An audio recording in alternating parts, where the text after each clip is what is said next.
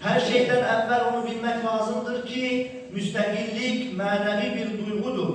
İslam dini de müstakilliğin ve azadlığın hem şəxsləri hem de cemiyetleri azad şekilde idare etmeyin taraftarıdır.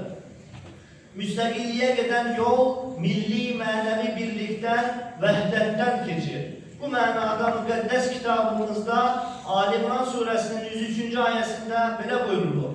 Hamılıkla Allah'ın ipine möhkem sarılın ve firkelere bölünüp birbirinizden ayrılmayın.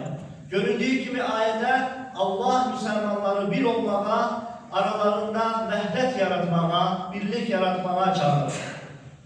Möhtərəm Müslümanlar, insan nefsinin, şeytanın ve birçok başka şer qüvvələrin təsiriyle günah bataklığına düşerek Allah'ın qadağan ettiği əməllərlə məşğul olup harama meyl edir.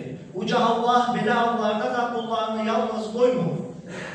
Onun lütf ve merhamet kapısı kullarına her zaman, her daima açıktır. Ancak Allah'ın lütfi ve merhamet kapısından tövbe ve istiğfar yoluyla geçmek mümkündür.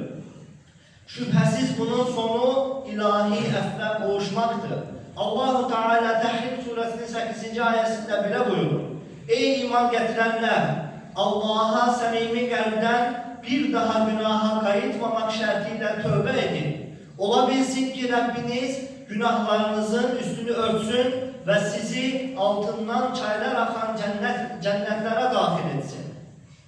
Samimi tövbe, insanın işlediği günahların çirkinliğini başa düşmesi, bunu vicdanının kabul etmesi ve o günahı işlediğine göre peşman olmasıdır.